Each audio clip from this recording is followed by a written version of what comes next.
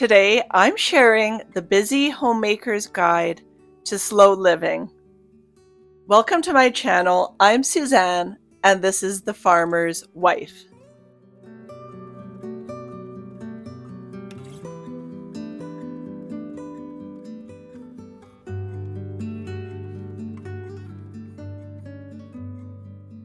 Watch me as I have a slow living day on our farm while I work. It's a work day.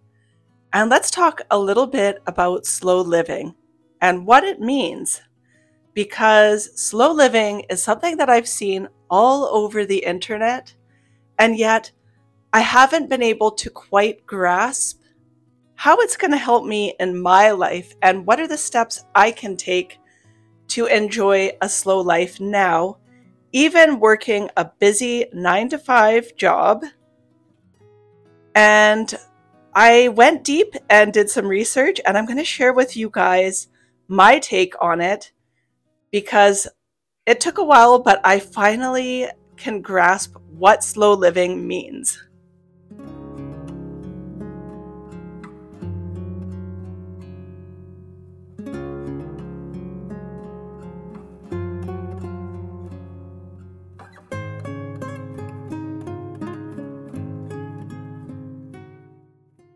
First, I want to start with my story on how I discovered slow living. So recently, I experienced what we would call a digital overload. I was doing a lot of research online. I was really excited about a certain topic, and I devoured all kinds of YouTube videos and Pinterest searches and Google searches, and by the end of it, I felt really, really sick.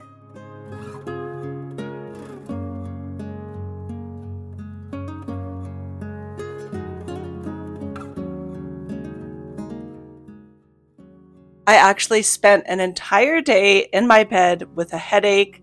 I felt sick to my stomach, and I actually could not look at my phone, listen to music, or do any kind of online activity. I couldn't even read a book. I was just overwhelmed with a sense of anxiety almost.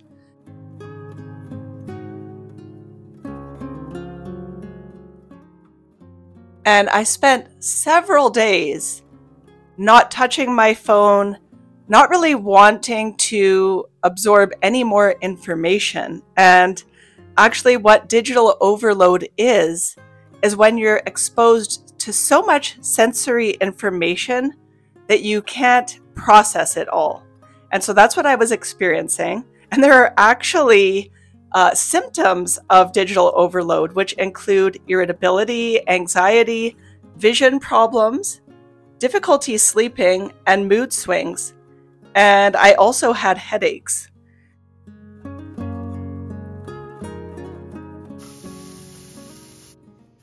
As I had this break from my phone, I actually had several epiphanies, and one of them was that I was addicted to my phone. And I believe this can happen to any of us at any age. None of us are free from this. One of the things that occurred to me was, how much time am I spending on my phone, and what could I be doing with that time instead?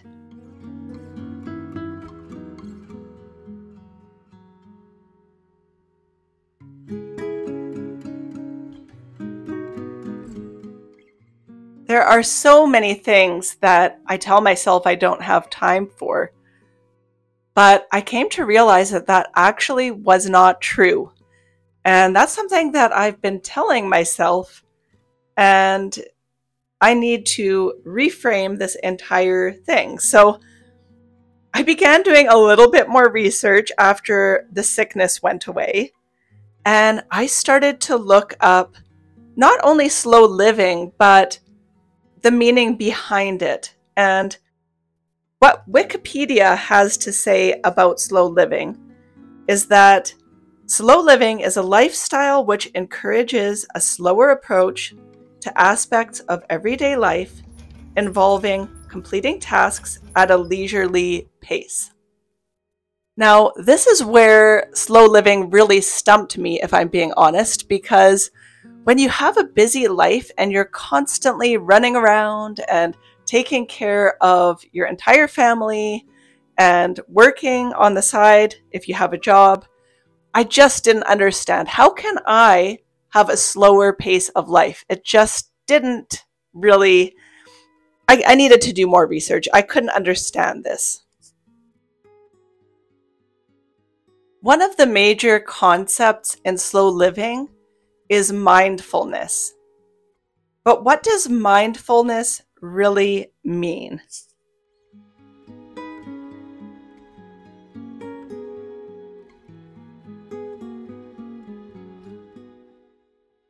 The key for me in really understanding this is in the perception of time.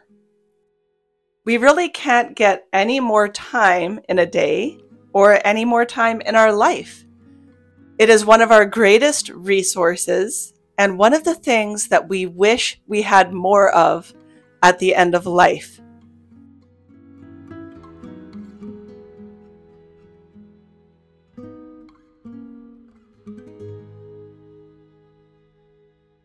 Mindfulness is a technique that effectively slows down the brain's perception of time. Rather than focusing on the past or future, we must be present in the moment with our surroundings, noticing every detail. Did you ever notice that as a child, summer seemed to last forever and time seemed to go by so slowly? And one of the reasons for that is novelty, experiencing new things. As a child, everything is new. Every experience is new. And therefore, time seems to pass more slowly. However, as we age, this kind of novelty goes away and we get set in our routines and our habits. And as much as routines and habits are kind of glorified in today's day and age, it's actually the enemy of time perception.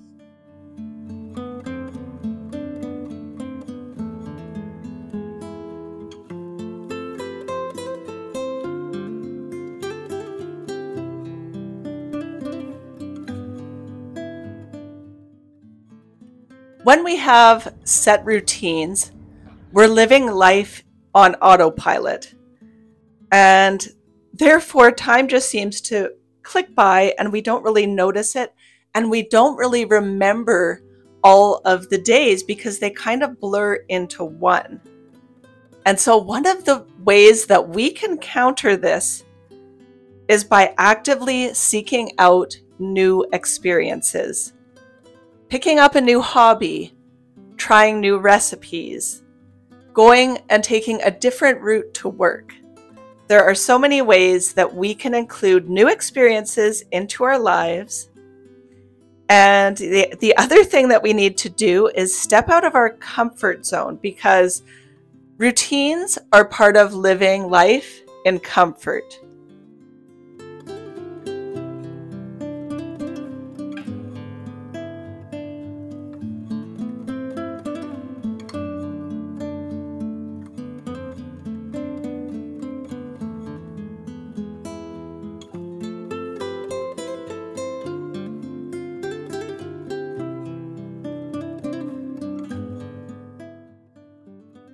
Another way to include slow living into your everyday life is to really take advantage of all 5 of your senses.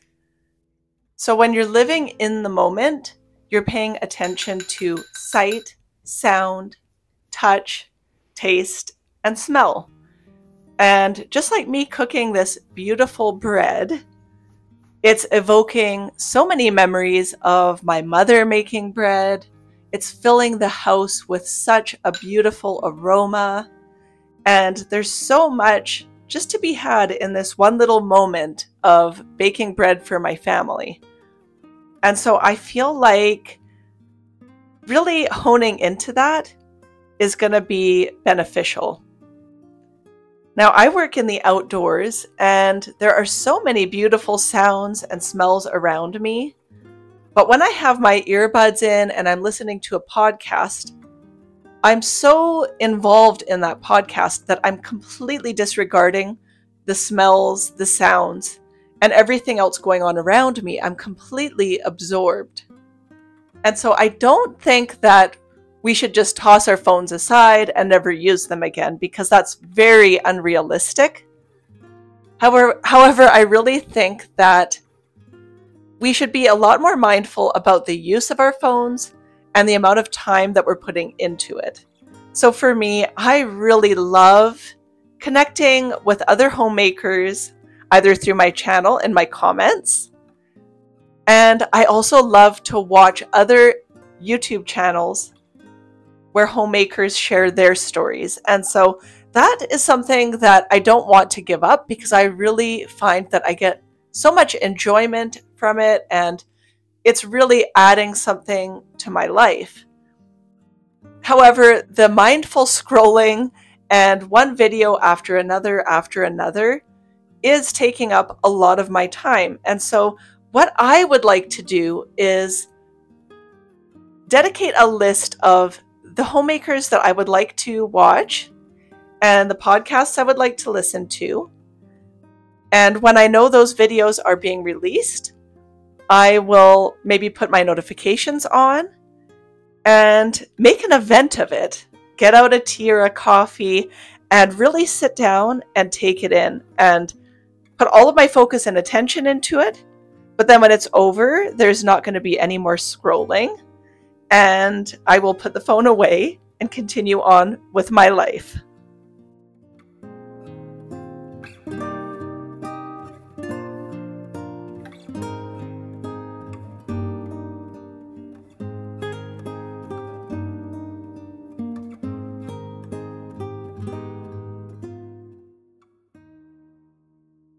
Another way that we can look at mindfulness is living intuitively.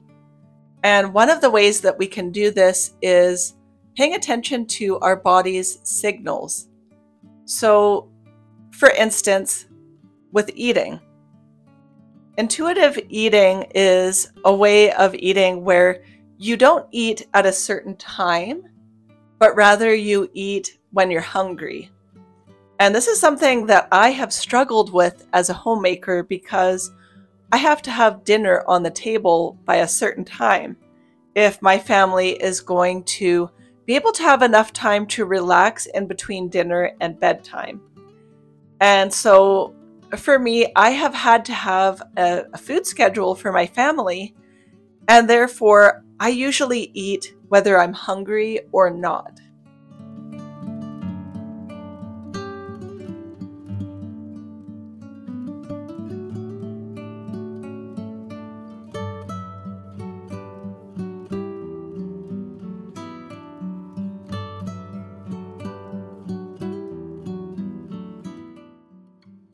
However, intuitive eating is something that I've always wanted to try.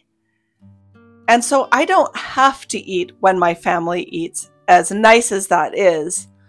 I can maybe put some food aside and eat when I am hungry. And I can decide when I choose to eat. So that's something for me to think about. Another way that you can live intuitively with your body is movement and recognizing your body's signals. So for instance, when you need to go for a walk or maybe do some stretching. Also recognizing when you're ready for sleep.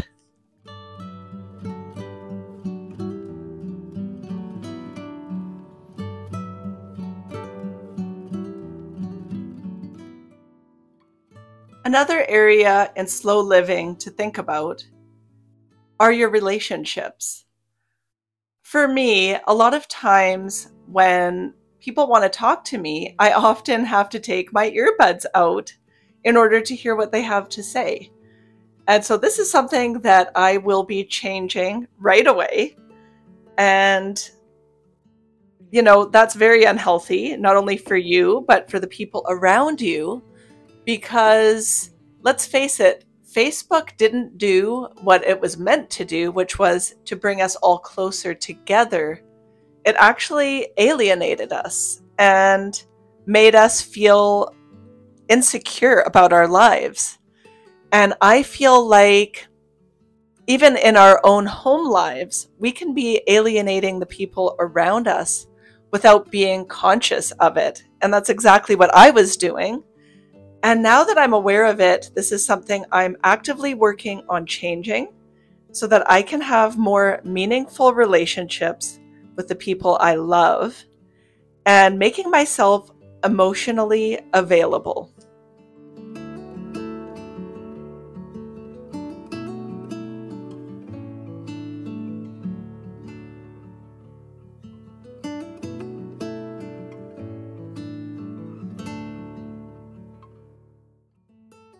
Spending more time in nature is something that we can all take advantage of, no matter where we live. And this is something that is going to help you live more in the moment because there is so much beauty around us in nature.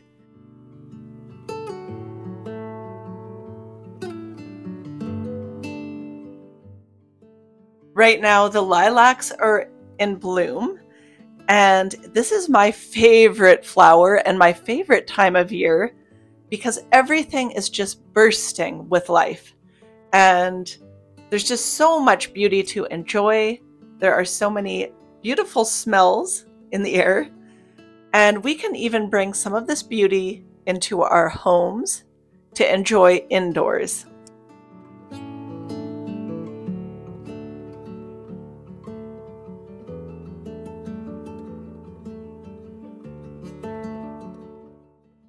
Keeping a journal, whether it's a mindfulness journal, a gratitude journal, or just recording your thoughts, this is a really great way for you to remember all of your daily experiences. And this is something that can help with your time perception because you're writing each moment down and you're remembering it. And therefore you can go back and relive all of those experiences.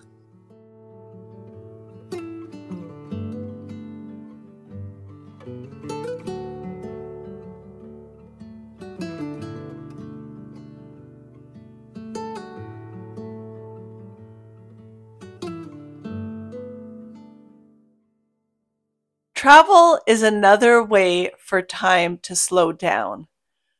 Have you ever taken a trip somewhere and it was only a few days or a week, but that time seemed to pass so much more slowly than a week would in your everyday 9 to 5 rushed life?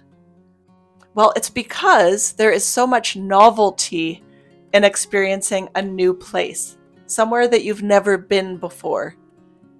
And so you don't have to go on a trip to Europe or somewhere across the globe in order to experience this.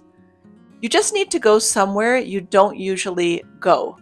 So it could be as easy as your town's museum or the town next to you that you maybe haven't explored. It doesn't have to cost a lot of money, but traveling is a way that you can slow down time and see things that you don't normally see every day.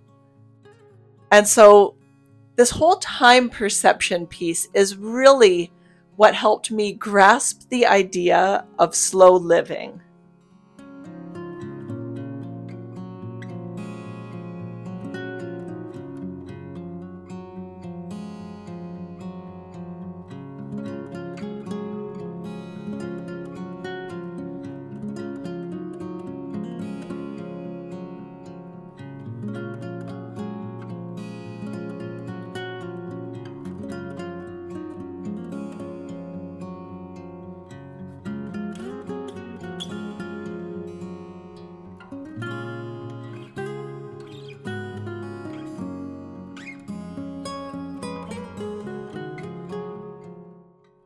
If you had more time, what would you do with it?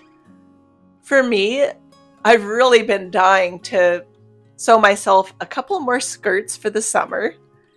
And I've been telling myself that I have to put my sewing machine away because I don't have time to do that and it might have to wait until winter. But with this new outlook on slow living, I believe that maybe I can do those projects and I will have time for them. And so it's all in how we look at things. We really need to reassess our lives and look at how we're perhaps wasting our time. And I guarantee that I'm not the only person out there who has these struggles. And even though it's kind of embarrassing to admit my phone addiction at my age, at 44 years old, I really truly believe by me letting you guys know this, that maybe it'll help you look at your own time management and maybe realize that you also have time for the things that you thought you didn't have time for.